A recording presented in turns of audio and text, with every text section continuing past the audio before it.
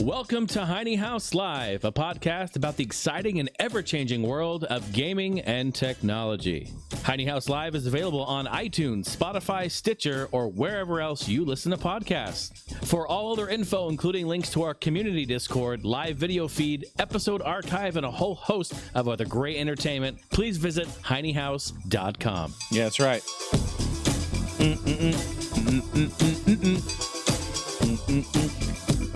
What is up, ladies and gentlemen? Hello.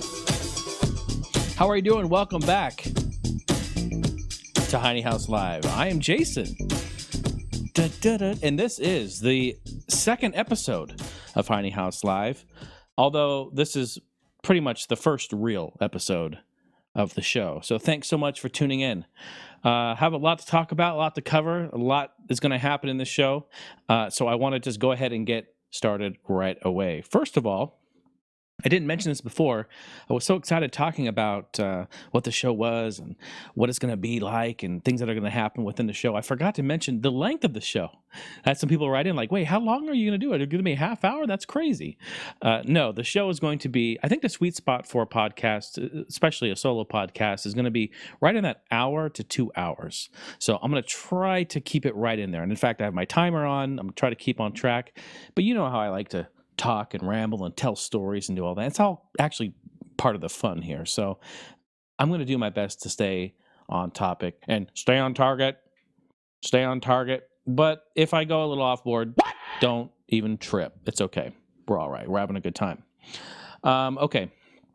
I'm going to go ahead and start and do the opener, which I have labeled here, talking about how you can interact with the show. If you're listening and you want to send audio questions or get involved with Discord or do all that sort of thing, I'm just letting you know how you can take part in the following episodes.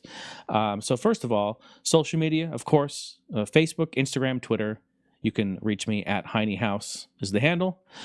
You can submit audio questions, and if you do, I'll get you in on the next episode. We don't have any audio questions for this episode. I'm kind of doing this back to back, man. I'm just on a roll over here. I'm feeling good.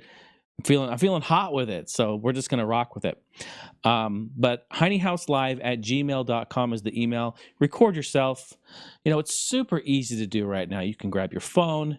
You got an iPhone, you got an Android device, you've got a Windows phone, you've got Windows 10, you're on a Mac, you're on iOS, whatever. It's so easy. Just search for the voice app. Every phone has one. The computers have them. It's so easy now. My gosh, there's almost like no excuse. And they're fun. I love audio questions. So maybe you want to tell me a story, gaming memory. You want to have a discussion about something.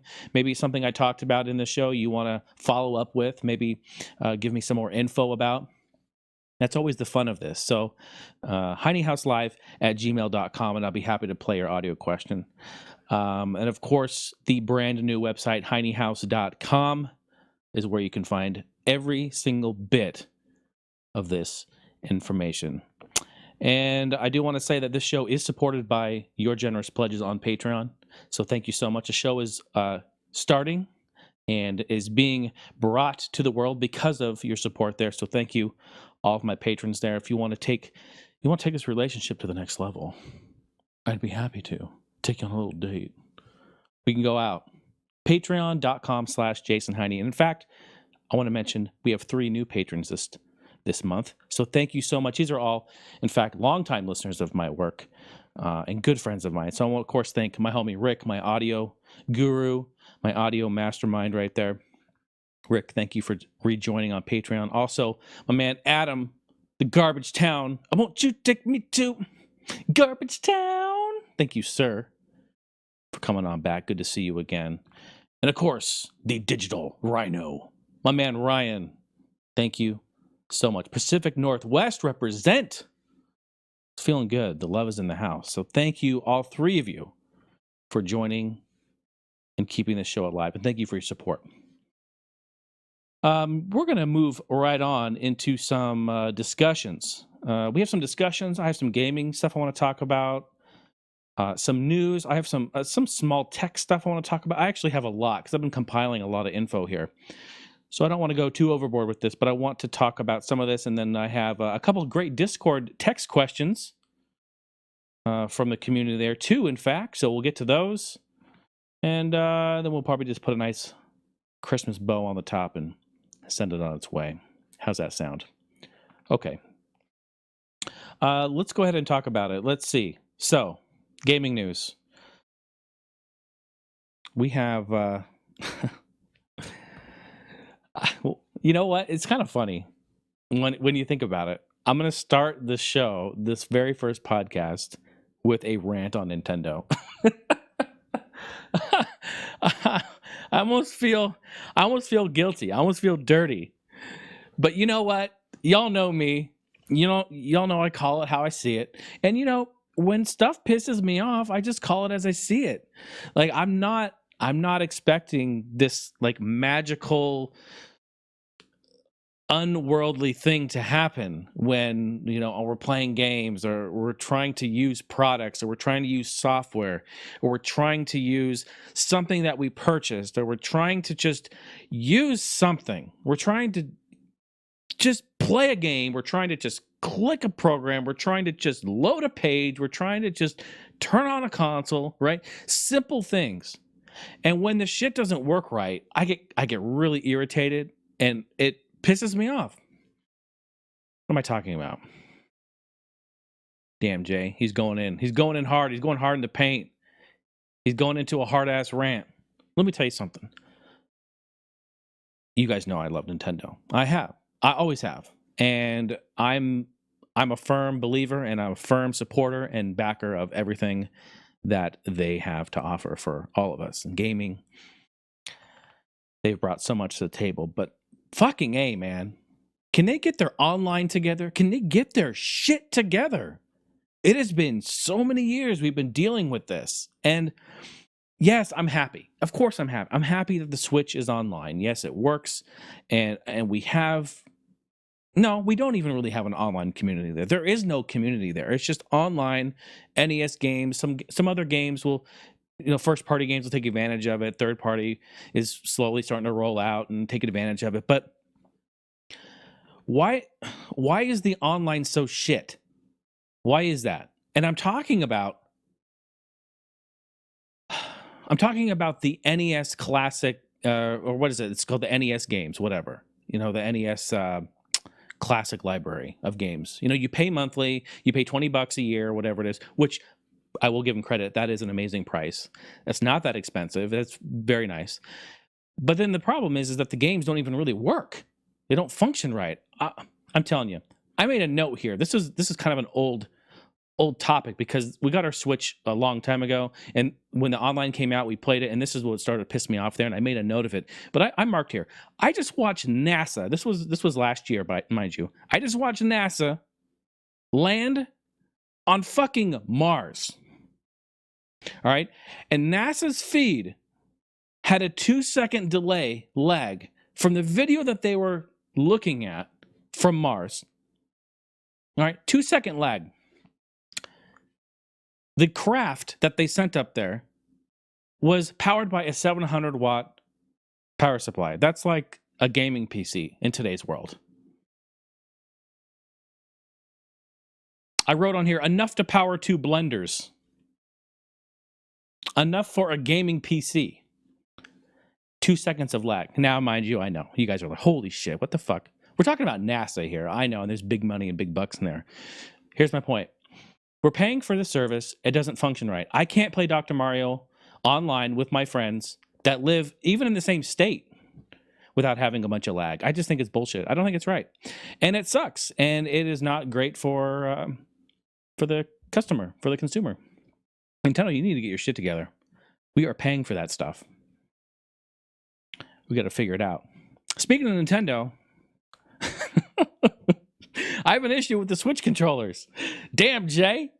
Let him have it, Jay. Tune in next week as we tell you how he really feels. Yes. Tune in next week. Let me tell you something. I'm not really... Okay, so I love the Switch controllers. It's Nintendo, first of all, we got to give them credit because they're innovative. They've always been innovators. Everything about their systems, their controllers... They've always gone above and beyond and done innovation and tried something new. And yeah, a lot of things have failed, and that is taking risk. And I respect them, and I give them full support and full respect for that. They deserve that. The thing about it is like I don't know, man. Like the Joy-Con controllers, and I love the haptic feedback of them, and I love the vibration of them, and the motion is amazing, amazing. I can't actually wait to see where this goes because I think they're going to involve or include maybe my prediction is they're going to have like Wii games that will come back and come around because we have motion for driving, which will be improved, by the way. And then we also have some games that take advantage of like a pointer, like the Wii used to do. So I think they can do like a backwards compatible thing with Wii, maybe like in the shop channel or something. I don't know. We'll see. But anyway, my problem is I'm not really a fan of the joysticks. I think they're too small. Now I don't have huge hands, but they're a little small. I just think that the joystick itself doesn't have a proper throw. Now follow me here. If you have a if you have a large joystick, if you have a larger joystick, that means that you're going to have more of a throw from dead center all the way to hard left, back to dead center all the way hard right. Okay, so follow me here. You'll have dead center, but then you'll have a longer throw. You'll have more resolution, if you will, okay, between that dead center and all the way right. The Joy-Cons, they're really small. So if you notice, if you hold the joystick and you move it, it only moves a little tiny bit. There's not a lot of resolution in there. What does this do? Well, this makes your control less accurate, less fine-tuned, less precise, if you will. So when you're trying to aim, if you're playing a shooter, if you're using that, hello, racing games. It's fucking terrible for racing games. You can't really play. It's either like a D-pad. You're like hard left, dead center, hard right, dead center. There's no throw on that.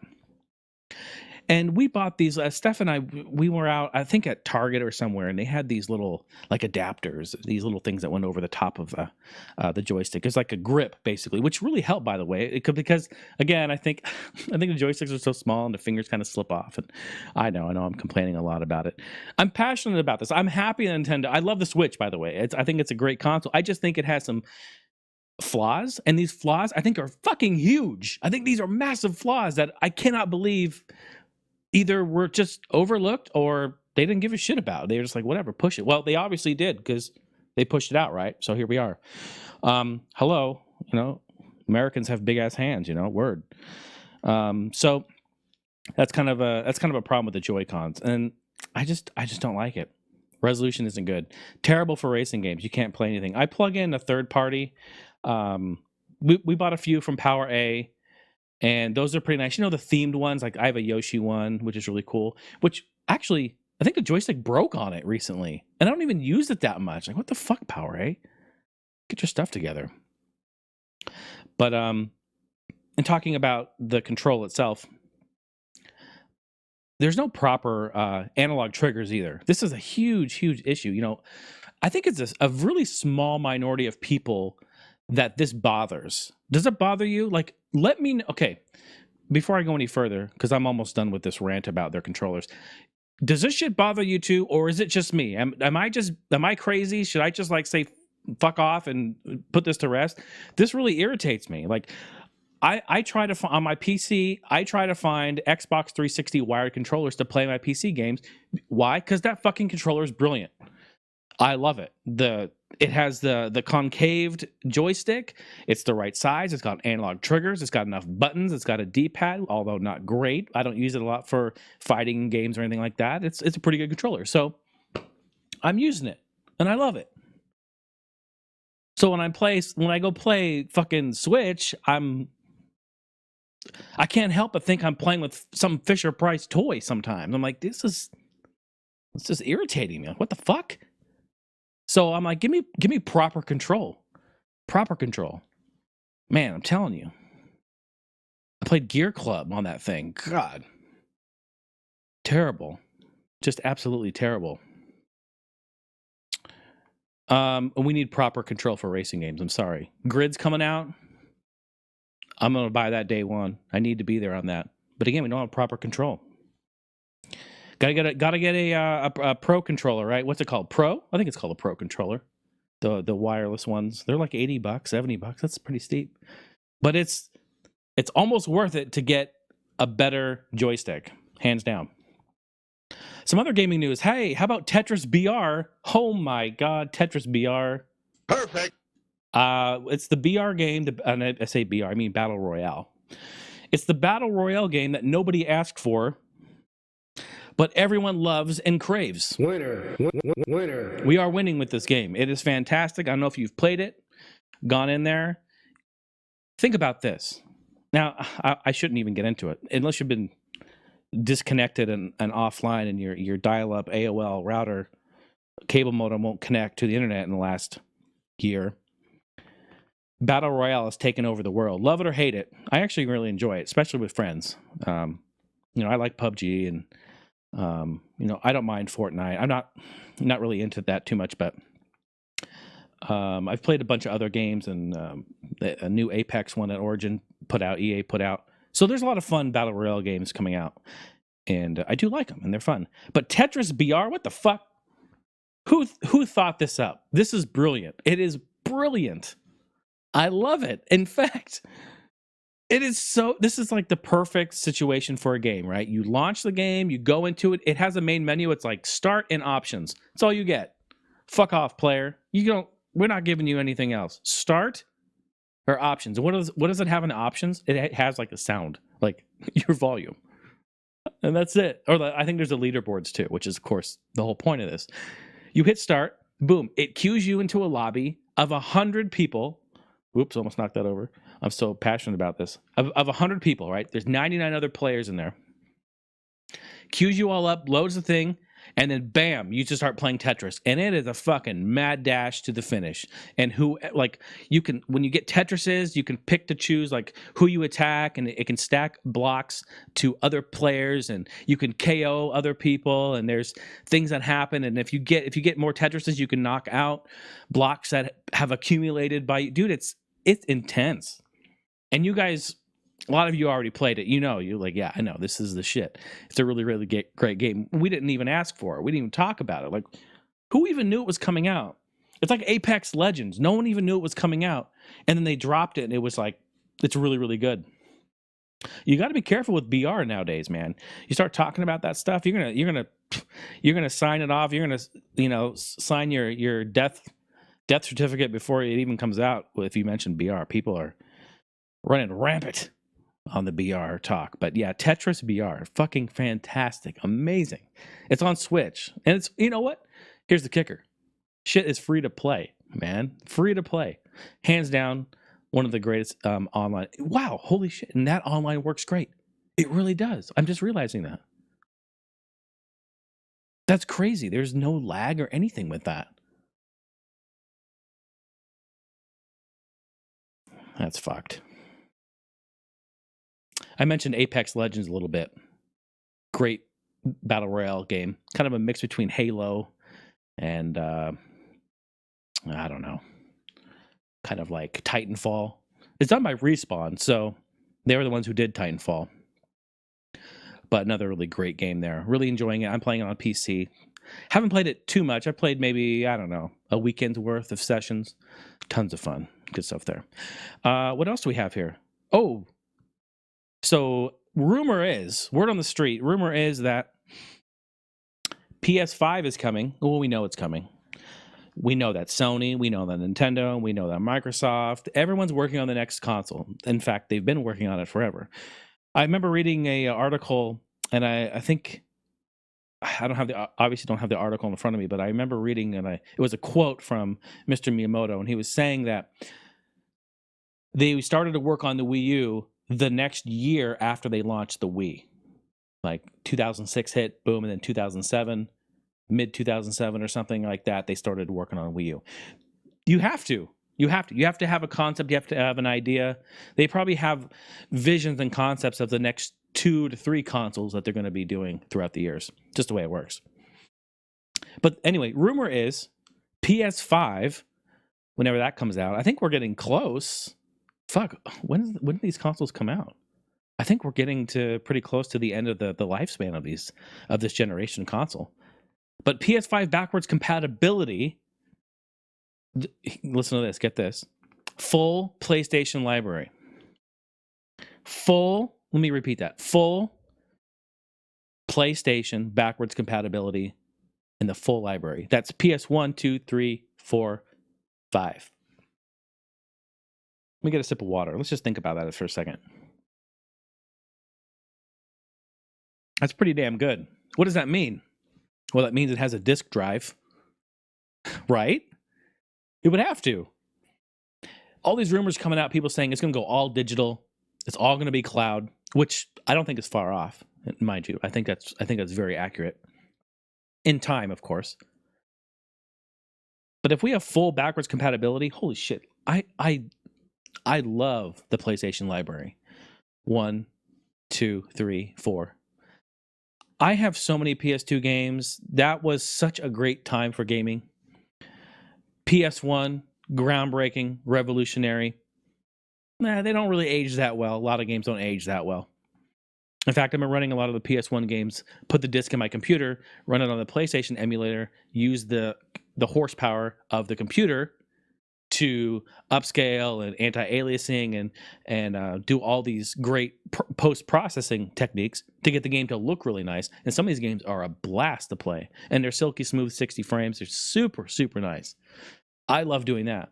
And I have a whole stack of PS1 games like next to my computer. I'm just fucking popping them in, man. Just popping them in. Like a red rope at the roller skating rink, dude. I'm just boom, boom, boom, hitting it. So is that true? Have you guys heard that too? I think that's fantastic. Fuck, man. If it's fully backwards compatible and they do some nice if they actually write some good software and make this legit and make this work right, I think we're going to have something really awesome on our hands. And a PS5, that's going to be sick. I'd be in line for that shit. 100%. Let me know what you think about that. Some other news, GOG.com, G-O-G, goodoldgames.com, our friends over there. The last true the last true warriors in keeping old games alive. We love these guys. We always have. They laid off, quote, a dozen or so employees recently. And in an article that I read there on PC Gamer, they said that they are hiring more people than they laid off. That's what they said. They're doing some restructuring, and they moved some people around and some people out completely. That's really sad, and I feel for anyone who, has employment and then gets laid off or let go due to internal restructuring. Is a nice term, corporate. I say corporate America, but it's corporate workforce in the world. What they like to say is we're just restructuring. Well, it's fucking bullshit, and it sucks. And I feel for anyone who has had that happen to. I've had it happen to me, actually, in the past. I know what that feels like, so it's BS. But you never really can tell what's going on inside a big company like that. You just really don't know. Blizzard is in hot water. They laid off tons of people recently. Of course, the most notorious EA, Electronic Arts, laid off a bunch. I mean, I'm telling you, if they're not buying indie studios and shutting them down, and they're fucking laying people off, it sucks. It sucks. It's a really cutthroat industry. The gaming industry is interesting right now, very interesting. It used to be really all about making good games, making quality games, having a close, tight knit group of people who had a vision and dream and come together and make something work. And now it's about fucking suits and ties in an office of people who've never played games before trying to figure out how to make the next buck. And it really pisses me off. Pisses a lot of us off. I wasn't really going to go down that road. But GOG.com, they laid off some people and they restructured. Luckily, it's only a dozen or so. I say that with a chip on my shoulder because it sucks that anyone has to go, but I just hope that they're doing well. We have to support GOG. These are the last true pioneers of this retro gaming on PC. I mean, hello, they take these games, but it's good old games. That's what they stand for. If you haven't heard of what GOG is, they take old games like Abandonware or like Abandonware, like games that came out, they're no longer supported. The developers or the studios have been disbanded and dissolved, and there's no support at all. They go kind of into the no man's land, if you will, kind of out in the middle of the internet. And they take these games, Usually that would run on older PC hardware primarily, and get them to run on modern OS, modern Windows, Windows XP 7, 8, and 10. So it's pretty fantastic. So we have to support that. We really have to support these companies and these amazing people that are doing that. So I hope that they do okay. I really do. In fact, they just released Diablo 1 on GOG.com. Go check that out. Shit, if you want to support them, just do it there. In fact, I bought that just before I started recording this podcast. I bought that tonight, and I gifted it to the lovely Stephanie. Why? Because that's a game she played back in the day. She cut her teeth on that shit. She was doing her thing, and she told me she played the second one first, and then she went back and played the first one, and really enjoyed it. But it's $10 on GOG. Go support them. Check it out. All right. Yeah. How about that? Some gaming news. There's a lot in there. I tried to get through it as quickly as I could, but I can't just like talk about it and then just move on from it. It's like, God, you hear this stuff and it just makes me. No! God! Please, no! No! No! Let's go ahead and talk about some tech news now. There's some, I don't know if you guys have heard about this stuff. There has been a huge movement, probably the last year. I think it's been about the last year, of foldable phones. And I'm talking about foldable smartphones, basically. And in my mind, I'm thinking like, wait a minute, foldable phones. Do we really need a foldable phone? Like, what the fuck does that even mean? So I'm thinking it's like the actual screen that folds, because we have curved TVs, we have curved. I know Samsung makes some, and there's some other manufacturers that make slightly curved TVs and monitors. But I'm thinking, oh, what do you do? Just fold the screen in half? Like, how does that work? It's not the screen itself. Yeah, I think the screen can flex or whatnot, but I think there's a hinge on it, right? This is all so new to me. I was just looking into it because everyone's talking about the whole buzz right now is foldable phones. And here's the kicker, though. So Samsung's doing one. Huawei is doing one. They're all introducing a new foldable phone. And what they're saying, they're going to retail from like $2,000 to $3,000. For fuck's sake. It's kind of expensive for a foldable phone. You know what I keep thinking? Shout out to the Sidekick. Yeah, shout out to the Sidekick. Y'all remember that one? That flipped up? There was a lot of phones that did that, but the Sidekick probably the most popular. You held it up and then had the screen in the front, and then you hit the button and flipped it, and it goes whoop, and then you had a screen up top, and then you would have your full keyboard, the whole length of the phone. You got your horse hooves out, your clippity clops to type in that thing. Shout out to the Sidekick.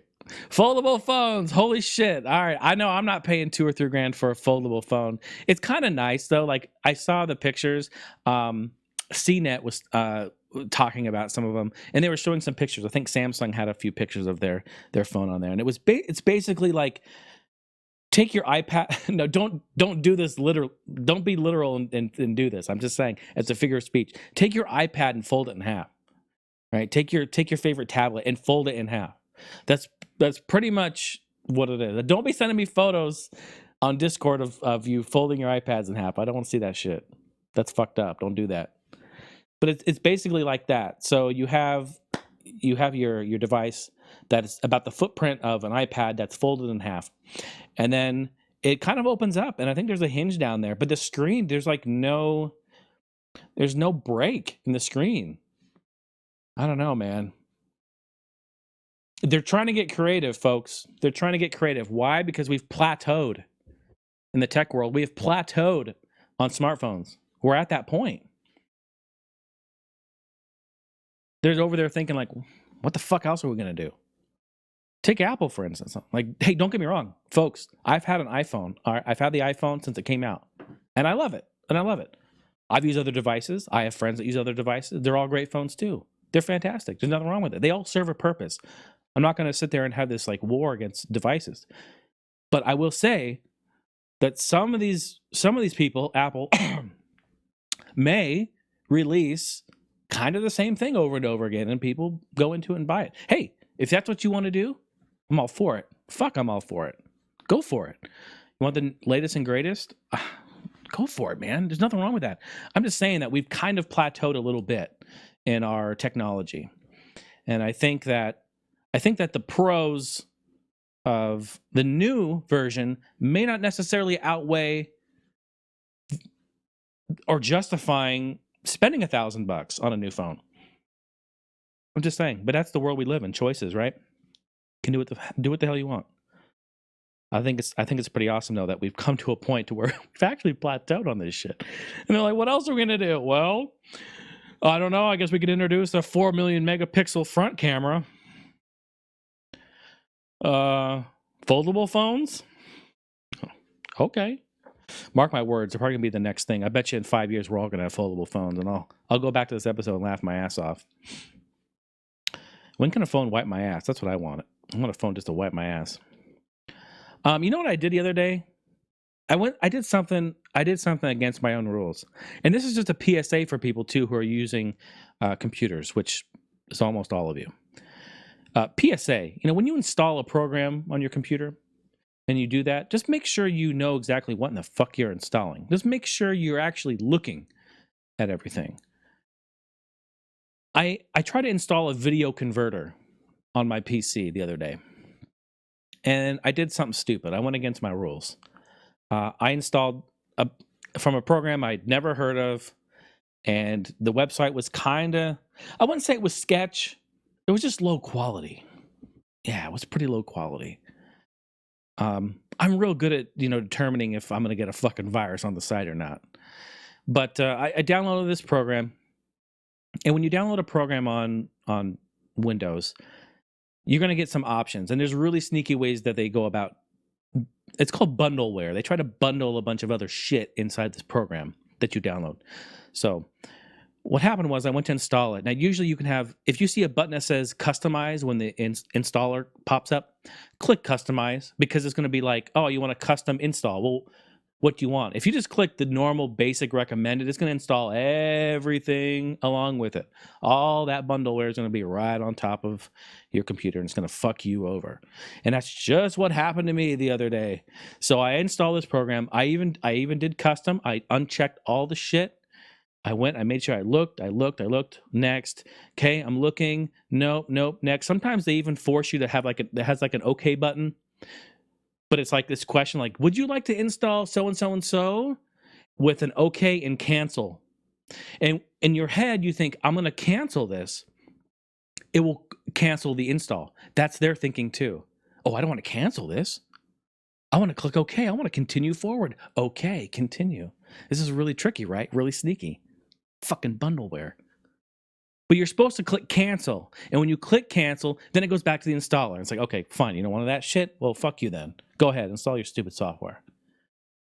Well, I must have misclicked, because after I got done, what the fuck happened, man? My Google Chrome opened up. Boom. What do I have? Are you ready for this? Google fucking Yahoo fucking toolbar. I had a Google and I had a Yahoo toolbar. Who the hell uses a Yahoo toolbar? It's a search bar. That's ridiculous. I'm telling you, man. If you're using a Yahoo search toolbar in your browser, please kindly help somebody out, reformat the computer, and go donate it to Goodwill. Get rid of it. We can't be having that happen anymore. And these sneaky ass programs, man, they got me. It's just a PSA. So, and I had to go in, dude, I had to go in deep. And I had to uninstall that thing. And it wouldn't uninstall right away, and I had to try to figure out how to fucking get rid of it. It wouldn't uninstall from the normal Windows 10. I had to go into the actual program files, which, why is it different? I don't know. That's another segment. A lot of crazy stuff there. So PSA, people, just be careful when you download stuff. Yeah, just be careful. You don't want to get fucked over with that. It's ridiculous. Horrible. Just horrible. I haven't thought too much about the community events, but I wanted to bring this up again. I don't want to introduce something and just kind of just willy-nilly this shit. So I want to ask you guys. I want some feedback from you guys. Send me an email, heinehouselive@gmail.com, or get in Discord and just talk with me, talk with the community. Let me know what you think. I want to do a hashtag community event where we take a picture of something and use a hashtag, post it in our Discord, and show it off, talk about it, and I just want to have fun with you guys. I want to do something interactive where we're laughing, we're LOLing. I want to LOL with you guys, and I think that'd be a lot of fun. But if you have an idea for something, I was thinking like hashtag just like NES to start off, or hashtag like Switch, because we're talking about Switch. I don't know. Or hashtag Yahoo Toolbar. Show me a picture of your oldest browser. How about that? That actually might be kind of funny. Send me a fucking hashtag of your oldest browser. Now, you guys are like, no, I don't even have my old ass computer anymore. I'll probably get like nobody. I'm the only one there with that. I don't know, but think about it. It'll be fun, I think, and maybe down the road we'll introduce something here, a community event. I think it'd be a lot of fun. You can also talk about maybe a story. How about a gaming memory?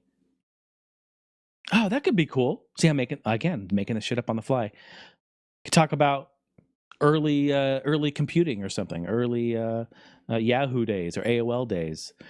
What's something that fucked you over, that snuck in and fucked up your shit? I mean, we all downloaded LimeWire back in the day, right? And Napster, we all did that. God, I think I was reformatting every couple of months on XP back in LimeWire days. Holy shit, man.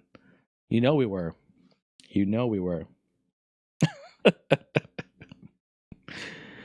Oh my God, it was good stuff. Absolutely love it. Let's go ahead and let's see. Let's talk about some Discord questions. We got a few that came up there. And shout out to everyone in Discord, you guys. You're all amazing. I love you so much. Thanks for getting on and taking part. You can join us in there every single day. It's a great community of like-minded individuals, gamers, tech people, artists, musicians, lovers of all things geeky. That's how we are. That's what we do. If you want to submit a question in there, I actually have a podcast chat section. Log into Discord. It's on the left. It says podcast chat. Click it. Boom. And away we go. You can just hang out with us and chat in there. Tons of fun. If you have anything related to the podcast, would love to have it. Let me get it pulled up here on my old iPad. Okay, so we're in the Discord now. We have 2 questions.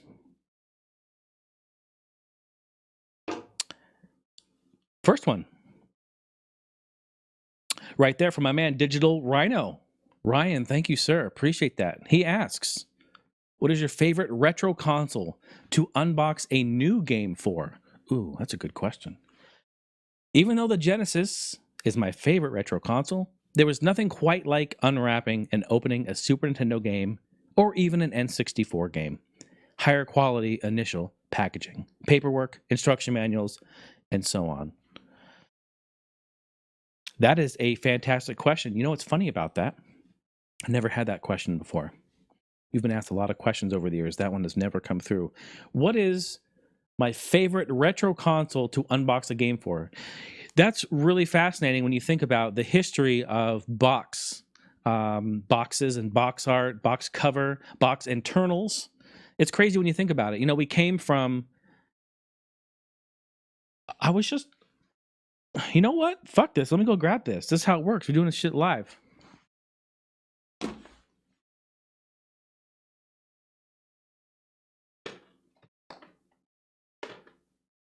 Just hang in with me. Now I know everyone who's listening in on audio form is not going to be able to see this, but I think a lot of you know what I'm about to show and talk about. We went from great big boxes, beautiful box art, full color, almost pamphlet style manuals, lots of things that get included, lots of flash, lots of wow, lots of beauty, a lot of material to read. Now we went from that to what we have today, which is nothing. Nothing. You'd be lucky to get a link of where you can download the PDF of the manual. Have you opened up any of your Switch games recently? There's usually not a manual in there. And if there is, it's a piece of paper that says, go to nintendo.com/so-and-so and download your manual. What does the manual say? Careful of your, epilepsy warnings and, this and that. It's just like, it doesn't even talk about the game. It's crazy. But we have, I'm going to bring up some big box PC stuff. I'm going to answer your question, Ryan. But I just want to demonstrate. I just want to show, we come from this world where we have big box PC stuff here, which is just absolutely gorgeous. Look at this. This flap opens up. You can read about the game. You can see screenshots. It's giving you a bunch of information. It's beautiful. It's sexy. Even on the outside, and you can't see this on camera, but you can kind of see the texture actually when I get the light on it just right. This is a raised texture here with the soldiers. Amazing stuff. All right, it's pretty fantastic. I just recently found this at Goodwill. We just filmed episode 35 of Thriftin'. Go check that out. This is in there. All right, that was the big box PC stuff. And then they started to do some smaller stuff, a little bit smaller. Some of them had flaps that would open up as well. You could see like where it would fold open. But still nice, still a good size. So we went from that to basically nothing. So Ryan, to this roundabout way to answer your question, I loved unboxing retro stuff. I remember fondly going to Toys R Us. Remember Toys R Us? Rest in peace. I remember going to Toys R Us. I remember going to Sears. I remember going to Sears and getting Atari games with my dad. 2600 games. Can you believe it? That was a long time ago. And I even remember fondly getting NES games and Super Nintendo games and N64 games. I think there was something really special about the boxes. I think there was something special about the internals. Just pulling the game out of the box itself and the plastic wrap and the styrofoam at the bottom. And of course, I would always do the smell test. They always smelled so good, right? Well, to me, they smelled good because, I don't know, I'm kind of weird that way. I like to smell those games. I think most people do. But those were definitely my favorites. The manual, it was almost the size of the box. Was so nice. So honestly, I'm going to probably say, Genesis was good too, right? I mean, they had a much more durable box. Theirs was plastic, clamshell. And it actually had a nice bracket where the game would sit in and kind of click and lock into place so that it would be protected. Hey, I got to give it up to Sega. That was really, really nice. No way in hell were you putting your games back in the box for NES or Super Nintendo or any of that. You just weren't doing that. There's no way. There's too much wear and tear if you didn't fucking rip the box open to begin with. Just getting them out, which, oh, God, I hate talking about it, which I've done several times as a kid. Oh, if I just would have known, I was just so excited to play Wave Race. But yeah, man. But to answer your question there, I'm probably going to say Super Nintendo. I mean, N64 was right there with it as well. Very, very nice stuff there. But I'm a huge big box.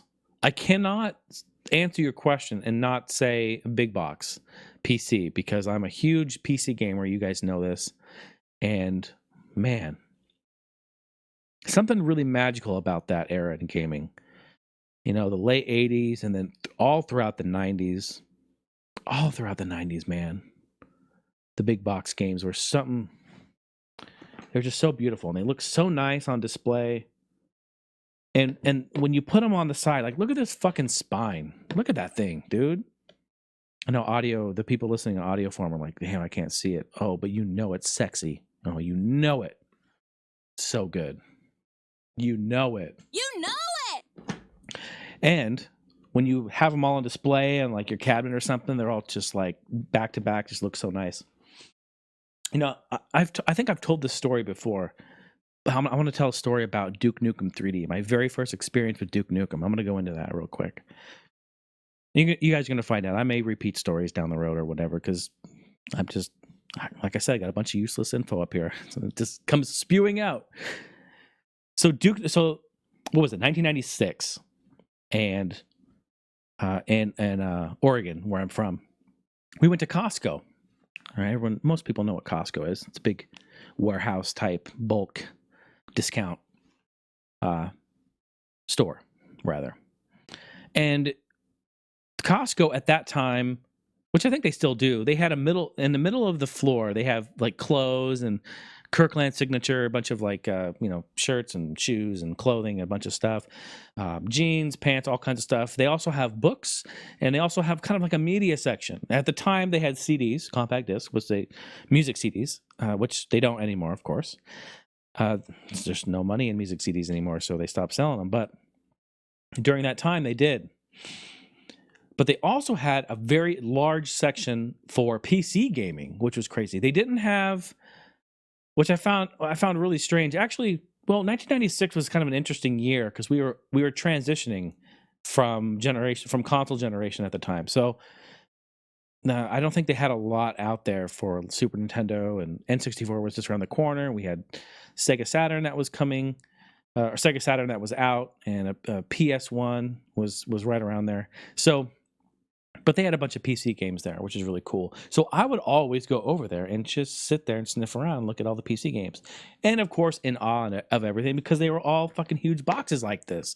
You just pick it up and you're like, wow, holy shit, look at this game. Well, so I had played in 1993, I played Wolfenstein 3D for the very first time, and it blew my mind. That's when I fell in love with the first-person genre. It was right there, instantly. It just magic. I made love to it. And I always loved it. So I was heavy into first-person shooters. I loved them. Shortly after that, you get into other games like I played Doom. I went into Quake, played all those games on PC. Soldier of Fortune, but that was later. That was like 99. But anyway, there was a lot of games that came out around that time. So anyway, I'm at Costco. Here's the story. I'm at Costco, and I'm there, and I'm here. I am, little Jay Heine. He's sitting there. He's looking at big box games, and I pick up Duke Nukem 3D because the cover is unbelievable. The cover is Duke Nukem's on there. He's got guns that are shooting. I didn't know it was the ripoff of the movie at the time, but they just had a great box art, and throughout the entire box is just amazing. All around, it's great. And I'm like, holy shit! I'm looking at this thing, and it's like $60, and I want it instantly because I'm like, I want to play this game. Looks like it's the bomb. Look at this. It's got naked chicks on the back. It's got these. I don't even know what they're called. They're basically they're like weird animals. Animal monsters, basically getting slayed, fucking blood everywhere. Duke Nukem, this badass. He's got the chicks everywhere. Like, who is this guy? I want this game. This is something that I'm really gonna want. So I grab the game and I run over to my mom, who's pushing the cart. She's shopping, doing her thing, and she's got a bunch of shit in the cart, right? So when she's looking at the aisle somewhere, she's doing something else. I take Duke and I fucking slide it under like a stack of clothes or something. Well, any of you know, your moms have eyes in the back of their head. And she told me this for years, by the way. She told me this for years. And as a kid, I thought she really did. That's what's fucked up about it. I'm still traumatized from it. She's like, I got eyes in the back of my head. What did you put in there? And I'm like, fuck, I wasn't sneaky enough. How the hell did she see that, Anyway, she lifted up the thing and she pulled the box out and she looked at it and she's like, absolutely not. I remember it clearly. She's like, absolutely not. And of course, I did the very typical kid thing that you do. Mom, come on. And I had to put the A on the end of it. Because if you don't put the A on the end of it, it doesn't have the same presence. It doesn't have the same importance. I could have just said, Mom. I could have said, come on. No, it's like this. Mom. There it is. See the A? Come on. This is the best one. Please. Yeah, you guys know it. You know it. You know it. Winner. You know exactly what I'm talking about. So she's like, Jace, no. Look at this game, No, this is 1996. Okay? This is my mom. Bless her. This is the same woman I sat down and had a conversation with in 1993 when I brought in a Snoop Dogg Doggy Style cassette and a Dr. Dre The Chronic cassette in both my hands. And I sat down and I said, Mom, I want to play this music. I like this music. It's really, really good. And she's like, she looked at it. She sees Doggy Style. She sees The Chronic. And she goes, I'll let you listen to that if you promise to never, ever say whatever words are inside that openly. Don't ever say them. And I'm like, you got yourself a fucking deal. No. And I said, yeah, you got a deal. No problem. That was a real conversation we had. So I had a really great relationship with my mom. And to this day, still do. I talk to her every day. And that's just the thing is that I was like, please. And she's like, no. And I ended up doing something a little outside of my realm. What I typically don't do is I said, okay. I went to take it back, but I waited for her to go into checkout line. And I brought it back over and I snuck it in the checkout line. I wanted that game so fucking bad, man. Duke 3D, I wanted it so fucking bad. So anyway, I snuck it in there. And I just remembered, man, the best sound in my life was that scan of it going across and dinging, beep. And I'm like, yeah, motherfucker, got it. And then came the trouble of trying to get it to run on my computer, which it wouldn't do. Yep. That was the 90s and computing days and being in the computer world in the 90s. It's different, right? Today, I just talked about how we plateau. Our technology is kind of plateaued. It's so advanced and so great right now. Back then, every month, literally every single month, things were changing. So rapid. Technology and computing and RAM and upgrades and graphics processing and VGA and SVGA. We could talk about retro computing. We lived it. It was very, very cool. What a cool time. But it changed a lot. And from month to month, you really wouldn't be able to run something that would come out. A game would come out and it'd be like, it needs 32 megabytes of RAM, which actually I shouldn't even say that because that was a lot for the time, but I only have 8 megabytes. Holy shit, a 32? How the hell am I going to have 32 megabytes of RAM? And also, what the fuck is RAM? We don't know. So yeah, it was fun times. Probably really annoying for people growing up at that time. I mean, I know it was annoying. What I meant to say is it probably really annoying for adults and especially parents who had kids that were into gaming, trying to get involved with that, having to upgrade all the time. And the shit was expensive too. It wasn't like it was cheap, man. Do the conversions, man. It was like dollar to dollar. It's like, super, super expensive compared to like what it is today. And sure, the market fluctuates and all that sort of thing. But yeah, it was fun. Maybe we'll do a retro. Maybe we'll do a PC gaming retro episode, and I'll pull out some of my big box games, and maybe we'll talk about it. I'll talk about some history, maybe some memories. Maybe you guys can share some memories as well. Get in the Discord. Let me know some PC gaming memories. Maybe a story. Tell me a little story about some of your gaming purchases as kids, or even today. What the hell? Yeah, Digital Rhino. That's right. Thank you, Ryan. Wow, right there. Knocked that one right out of the park. You've got mail. That's how it's going to be, man. We're going to just talk. We're going to just have a conversation. It's going to be like just hanging out with your homies. We're going to be just having a good time talking about gaming, talking about tech, talking about life. That's what it's about. I'm so excited, guys. To be honest, I'm really, really excited to be sitting here doing this. This is something I've been wanting to do for so long. And I'm so happy to be able to just do it on my own terms. It means so much. So thank you for listening. Really appreciate that. #love. Okay, moving right along. The homegirl E-Dub, the 4 for 4, the homegirl Wendy's in the house. Erin, thank you so much for a question. She came through and graced us in Discord. Thank you for that. Her question. So, I've joined a group of board gamers every Thursday night through work. Oh, nice. Okay. So some coworkers, you guys get together, do some board gaming. And again, board games, that's basically what we did before I guess I could say digital. I guess the digital or virtual gaming came into play before we all had computers. Yes, folks, we actually would play board games and ride bikes. I know it doesn't look like it, but I used to ride a bike. So I've joined board gamers every Thursday night through work. I'm really loving learning the new games and the new games that are not always found in the stores. So I'm butchering this. Sorry. I'm really loving learning the new games that are not always found in stores. Fantasy, worker placement, engine builders. Oh, wow. That is very different than what you find in a store. You find a lot of, you don't know Jack and party games that are in Target and Walmart and that sort of thing. Can't remember if I've asked this before, but what is your favorite board game? Or the last one you played? The last one I played was called Ubongo. It's like a quick Tetris-like puzzle game. Oh, that sounds really fascinating and very interesting. Haven't heard of that.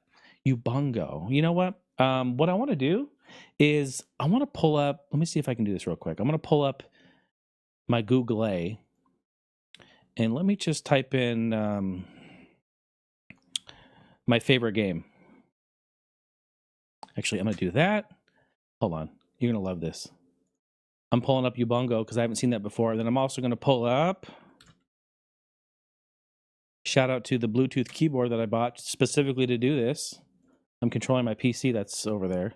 This is great, man. Technology. Let it work for you, folks. Let it work for you. Boom, there it is. Okay. So again, sorry for audio people. You can't see this, but if you want to tune into YouTube, you can always go back and look at the archive on this stuff. You can see it. So let me look at this Ubongo here. Ubongo Junior. So this looks like fun. Oh, cool. So it looks like you have, so you have cards on the ground and then you place your sort of Tetris-like pieces within the allotted shape size there. I like that. That's pretty cool. You know what? Steph might really like this game too because she is freaking addicted to Tetris BR. That girl is fucking destroying on there. I think her best is 8th. And also, hold on a minute. Pump those fucking brakes here for a minute. Why is it that every time I play Tetris, I get fucking blocks stacked underneath mine, like within, seriously, I'm not exaggerating, like 10 seconds. I log into the game, I start to play, and all of a sudden it's like, boom! And I get hit with that. Why is that? It really pisses me off. When she plays, no, nothing. She's fucking perfect. I don't get it. I just don't understand it. But anyway, this looks like fun. We're going to have to check this out. I'll have to definitely put it on the list. Looks like they got a couple of different ones on here. Ubongo. Sweet. I'm going to talk about, Erin, I'm going to let you know one of my all-time favorite board games, and I have a lot. I played a lot at my grandma's house. She had a ton of them. We had a really good time playing board games. But the Omega Virus. I had this as a kid, and I played it a lot. Unfortunately, I destroyed the box throughout the years. I would take it to friends' homes and stuff like that, and it got ruined. And then when I moved away to go to college, it didn't come with me, and I don't know where it went. Probably somewhere that makes me very unhappy. But about 4 years ago, I was at a collectibles shop, and I saw one in there. They had one, and I bought it for $20, which is super, super fair price. Let me see if can I pull up a big picture of this? Oh, yeah, right here. It's called the Omega Virus. It is an electronic talking, kind of like a futuristic outer space type game. As you can see here. Oh, there we go. I'll make the picture big. There we go. All right, so you guys can see this now. Basically, you have your sections, blue, green, orange, and red, and you have your little people down here. So he's right there. He's chilling.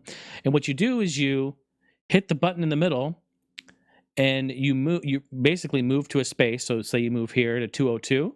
You enter in the computer here 202, and it will read something. It will read if, you're trying to find the virus and destroy the virus before it destroys you. And you have these little bots here, these little robot dudes that can help and follow you around. You have access cards that allow you to access certain areas. Without access cards, you can't get in the areas. So you're going to travel around, and maybe in red zone, you're going to find a green access card. Well, now you can travel into the green area and search in those rooms. You all are fighting to find this virus, and you use the button the computer in the middle to talk about or to enter your room keys. And dude, it's fucking awesome. It's so much fun, and I love it because I came back and Steph and I played it. I put batteries in it, and we had a really fun time doing it. So I'm really happy to have found this game again. It's super fun. Absolutely love it. And it's tough. I wish we lived closer to more people here locally, to where we could like have a bunch of friends over and like enjoy like doing board games and stuff like that, because I love board games. We all love, Steph loves board games. In fact, it's funny, the other day when we were so here I go again on another story, another tangent. So what happened was we were cooking pizzas, and I cooked hers because I have a pizza pizzazz. Shout out to Presto. Please get at me, sponsor the podcast. I would love a couple more Presto pizza pizzazzes up in this bitch. We're cooking a pizza, and I finished with hers. I pull hers off. I cut it up for her. I put it on the table. And then I go to put my pizza on, and I put it on. I forget to fucking turn it on again because you have to do the dial turn on.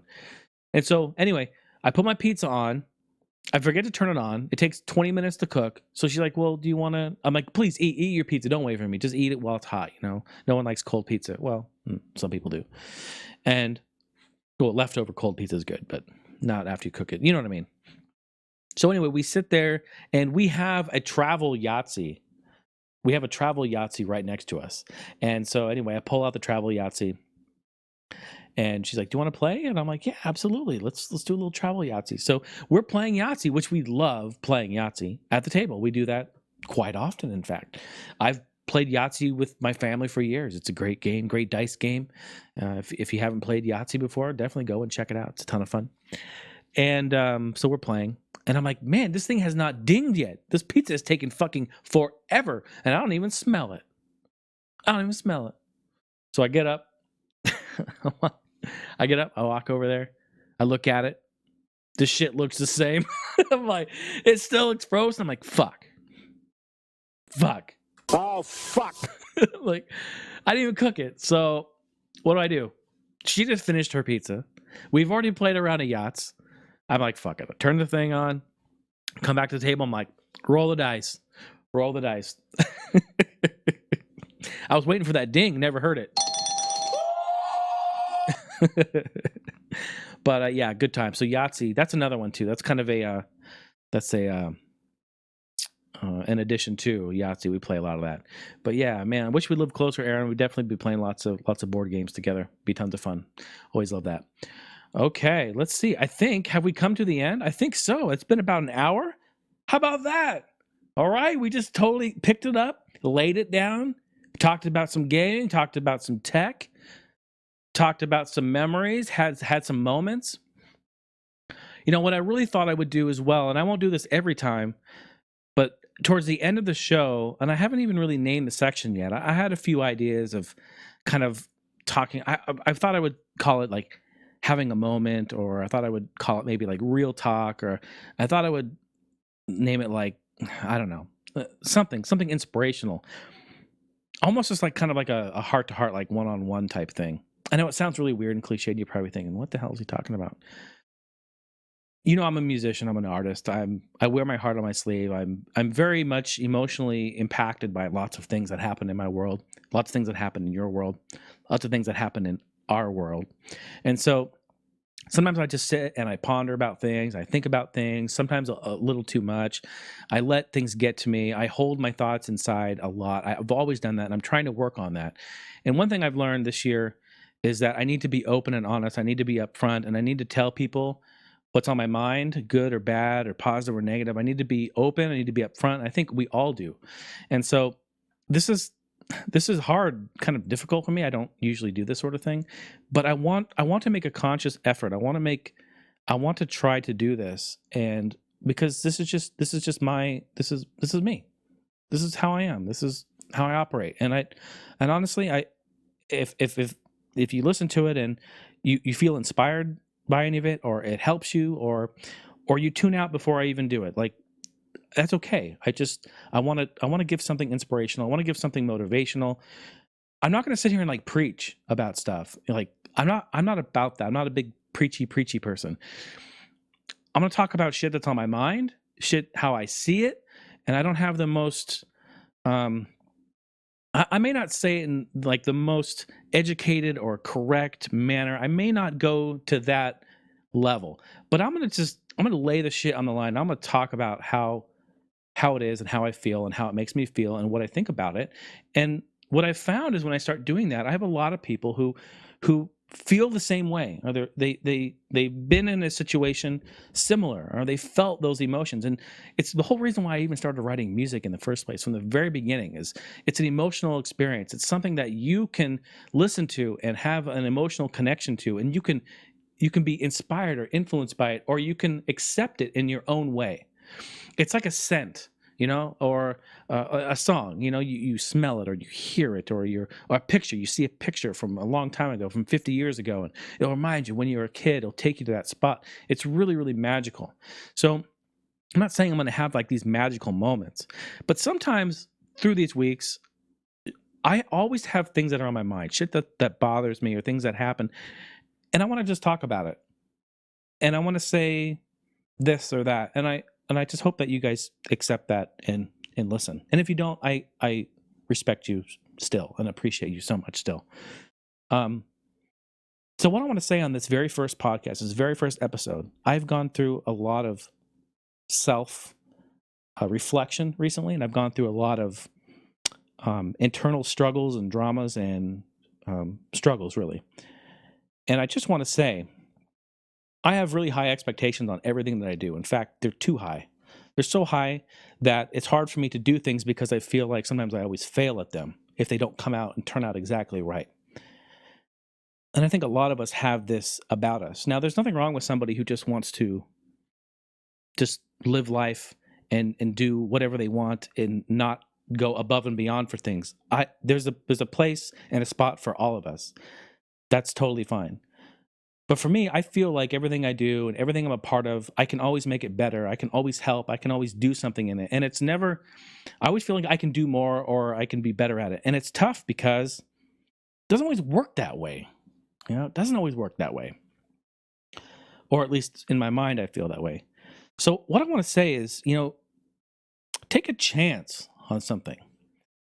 Take a chance. Explore yourself. And it's scary, I know. But try not to be too afraid of making that jump.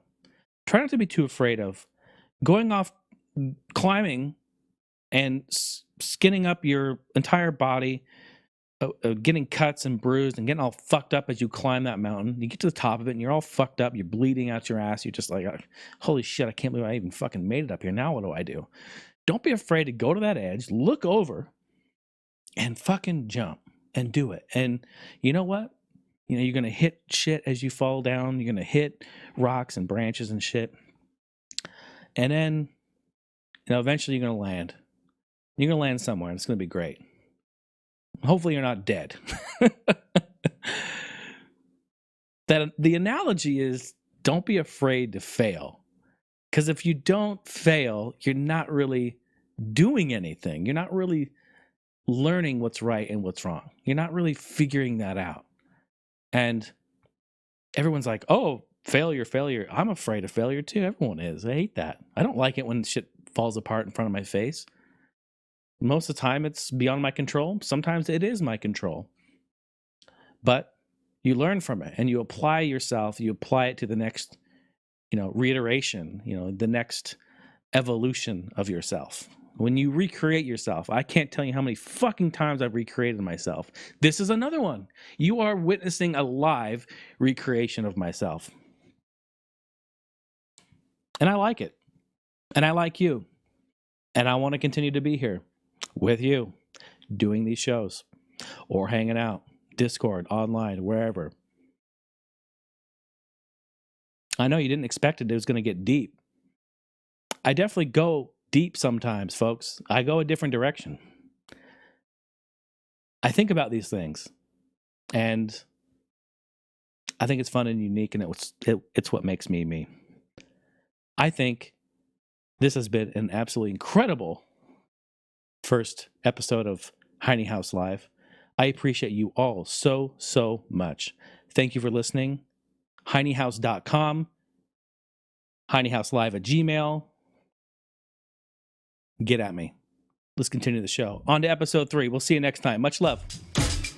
That's all for this episode of Heine House Live. Thank you all so much for being here. This podcast is directly supported and funded by your generous pledges given on Patreon. And if you're sitting there like, hey, thanks, Jay. I appreciate that. I had a good time. This was a good date. We had a nice sesh here. Maybe you had a little giggle. Maybe you had a little tickle. If you felt a little something, had a good laugh, cracked a little smile, swing on by Patreon. Just come on in. You don't even need reservations. It's always open for you, ready to go. Just come on by. Got a bunch of exclusive content, music, all kinds of stuff there for you. And of course, how about social media? If you're on the interwebs, maybe you're on Facebook, Instagram, Twitter, you can find me at handle at Heine House. And lastly, of course, audio questions. Please get those going. Get on the horn.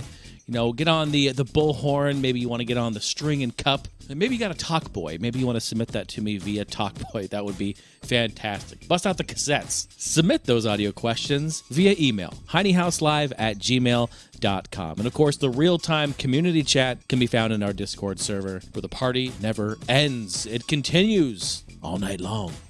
heinehouse.com. See y'all in the next one. Bye now.